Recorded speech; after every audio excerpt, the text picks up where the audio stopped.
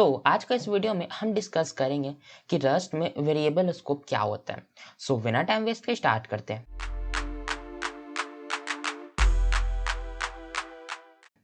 तो सबसे पहले मैं यहाँ पे क्या करता हूँ, VS कोड को मैं यहाँ पे ओपन कर लेता हूँ, ठीक है। और यहाँ पे मैं क्या करता हूँ कि एक न्यू फोल्डर यहाँ पे रस्ट कोड है, इस पे मैं क्या करूँगा, राइट क्लिक करके एक न्यू फोल्डर यहाँ पे मैं बना दूंगा, जिसका नाम यहाँ पे मैं रख दूंगा 032 स्कोप, ठीक है। स्कोप मैं यहाँ पे टाइप कर दूंगा। सो यहाँ पे एक मेरा न्यू फोल्डर बन जाएगा और इसमें क्या करूँगा, इस न्यू फोल्डर के अंदर मैं एक रस्ट का फाइल बना देता हूँ, ठीक है। सो रस्ट का फाइल के लिए यहाँ पे मैं main.rs टाइप करूँगा, तो यहाँ पे मेरा रस्ट का ये फाइल बन जाएगा, ठीक है। और मैं क्या करता हूँ, जल्दी से यहाँ पे एक मेन फंक्शन मैं यहाँ पे बना देता हूँ, ठीक है। सो ये देखो यहाँ पे हमारा मेन फंक्शन बन गया, ठीक है। सो अब हम डिस्कस करेंगे कि रस्ट में ये वेरिएबल स्कोप क्या होता है। सो देखो यहाँ पे नोट्स को मैं यहाँ पे ओपन कर लिया, ठीक है। तो यहाँ पे लिखा हुआ है कि वेरिएबल स्कोप क्या होता है, ठीक है। सो डिस्क्रिप्शन में लिंक दिया होगा, नोट्स का डाउनलोड कर लेना, ठीक है। सो देखो अगर मैं यहाँ पे रेफर करूँ क्या होता है एग्जैक्टली में वेरिएबल स्कोप, तो यहाँ पे क्या लिखा हुआ है, यहाँ पे लिखा हुआ है scope refer to the region of the code where a variable is valid and can be used. मतलब कि जब भी हम एक वेरिएबल बनाते हैं, ठीक है, सो उस वेरिएबल को हम कहाँ तक एक्सेस कर सकते हैं, कहाँ तक वो वेरिएबल वैलिड होता है, हम कहाँ तक उसको यूज कर सकते हैं, वो रीजन, वो प्लेस जहाँ तक वो वेरिएबल हमारा वैलिड हो, उसको हम बोलते हैं वेरिएबल स्कोप। मतलब कि एक जो हमारा वेरिएबल है वो हमारा कहाँ तक वैलिड है, उसको हमको कैसे पता चलेगा, हम उसको वेरिएबल स्कोप के हेल्प से पता करेंगे, ठीक है। सो यही होता है वेरिएबल स्कोप। वेरिएबल स्कोप कुछ नहीं होता है, इसका हेल्प से हम पता करते हैं कि वो जो हमारे वेरिएबल है कहाँ तक वो वैलिड है, ठीक है। सो यही होता है वेरिएबल स्कोप।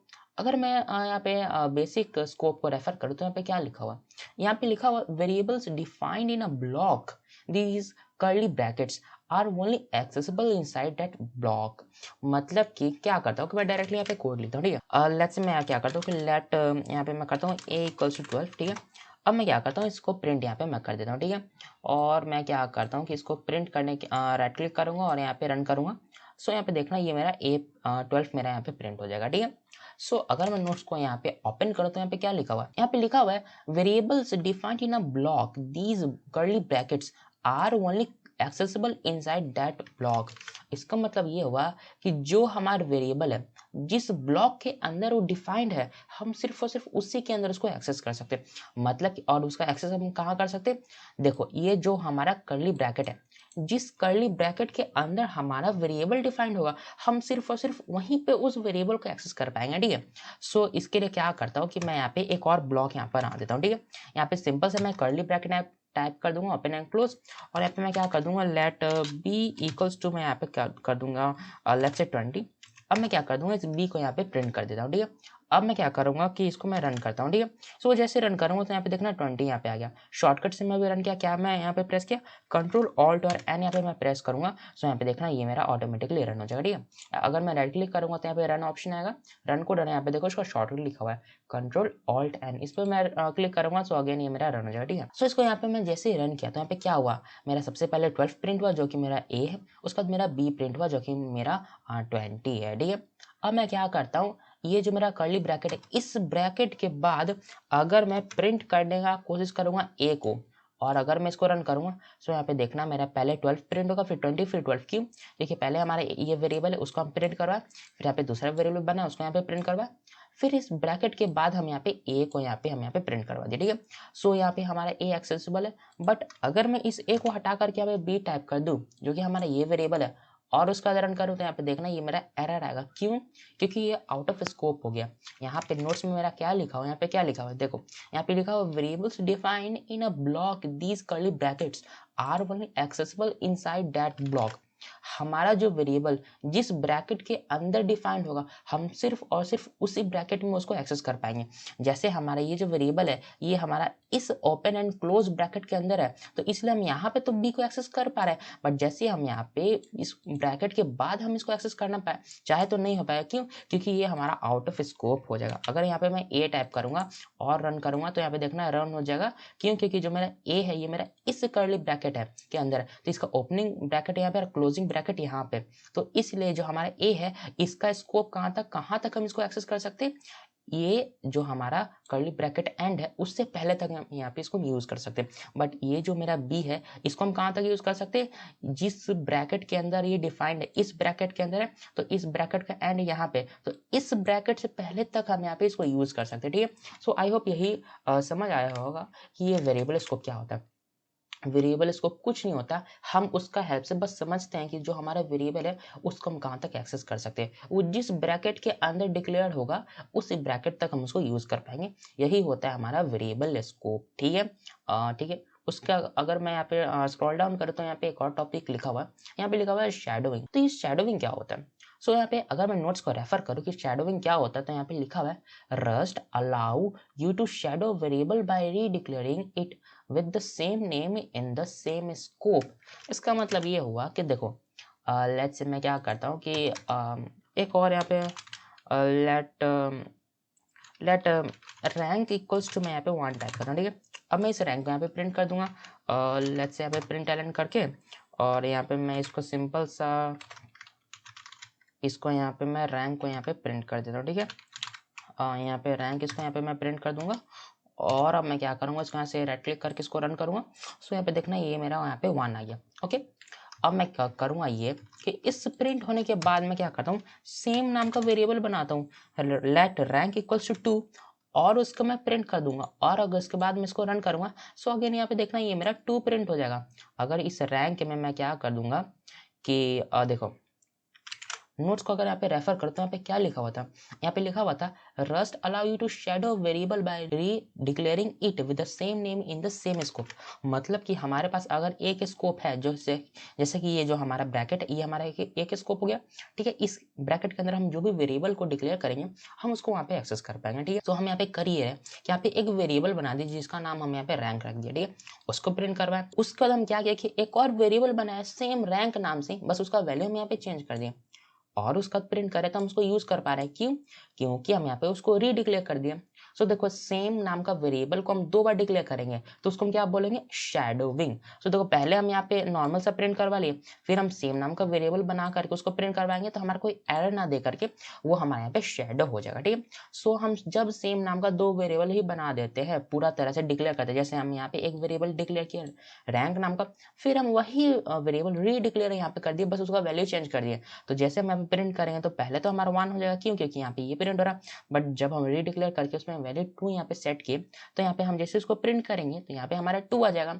सो इस तरह से हमको क्या बोलते हैं, इस चीज को, हम इस कॉन्सेप्ट को हम यहाँ पे बोलते हैं शैडोविंग। शैडोविंग का मतलब ये होता है कि हम सेम नाम का वेरिएबल 2 बार डिक्लेयर कर दे, तो उसको हम शैडोविंग बोलते हैं। ठीक है, सो यही होता है शैडोविंग। उसके बाद हमारा नोट्स में यहाँ पे लिखा हुआ है फंक्शन स्कोप। तो ये फंक्शन स्कोप क्या होता है? अगर नोट्स को यहाँ पे मैं रेफर करता हूँ, यहाँ पे लिखा हुआ है function scope mean that variable declared inside a function are only accessible within that function and are dropped when the function ends। इसका मतलब ये होगा कि देखो, लेट्स से कि मैं क्या करता हूँ कि एक और एक फंक्शन बनाता हूँ। ठीक है, जिसका नाम हो जाएगा फंक्शन ऐड। ठीक है, वो कुछ नहीं करता हो, ठीक है, वो सिंपल करता ये हो कि प्रिंट एलन कर देता हो एडिशनल। ओके, और उसके बाद मैं क्या करूँ, यहाँ पे लेट एड इक्वल्स टू, यहाँ पे मैं 12 प्रिंट कर दूँ, और इस एडिशनल को हटा करके इसमें एक प्लेस होल्डर टाइप करके यहाँ पे ऐड में टाइप कर दूँ, और मैं करूँ ये कि यहाँ पे उस ऐड फंक्शन को यहाँ पे नॉर्मल सा कॉल कर दूँ। ओके, अब मैं इसको यहाँ जैसे रन करूँगा तो यहाँ पे ये 12 मेरा प्रिंट हो जाएगा। ठीक है, यहाँ पे मैं लिख देता हूँ कि ऐड फंक्शन। ओके, और अब मैं क्या करता हूँ, मैं इसको अगेन यहाँ पे रन करूँगा। सो यहाँ पे देखना जनरेट हो गया होगा ये मेरा फाइल रैंडम सा। इसको मैं डिलीट करता हूँ। ओके, इसको मैं जैसे डिलीट करूँगा और मैं इसको रन करूँगा, सो यहाँ पे देखना ये कि यहाँ पे मेरा ऐड फंक्शन ये मेरा प्रिंट हो जा रहा है 12। ओके, सो हम यहाँ पे किए ये कि एक हम यहाँ पे एक हम कस्टम यहाँ पे फाइल बना दी, और सॉरी फंक्शन बना दी, जिसमें कि हमारे एक ऐड नाम का वेरिएबल है। बट अगर इस ऐड नाम का वेरिएबल को मैं नॉर्मल सा प्रिंट एलन करने का चाहूँ, और उसमें मैं क्या करूँ कि यहाँ पे प्लेस होल्डर यहाँ पे मैं टाइप कर देता हूँ प्लेस होल्डर, और इस प्लेस होल्डर के अंदर अगर मैं यहाँ पे ऐड यहाँ पे टाइप कर दूँ, जो कि ये वेरिएबल है, और उसके बाद रन करूँगा, सो यहाँ पे देखना ये मेरा यहाँ पे एरर थ्रो करेगा। क्यों? हम यहाँ पे इस ऐड को क्यों नहीं एक्सेस कर पा रहे? क्योंकि जो वेरिएबल हम जिस फंक्शन में बनाते हैं हम सिर्फ और सिर्फ उस फंक्शन के ही अंदर उसको हम एक्सेस कर सकते हैं, दूसरा फंक्शन के अंदर हम उस वेरिएबल को एक्सेस नहीं कर पाते। यही तो बेसिक सा रूल होता है स्कोप का।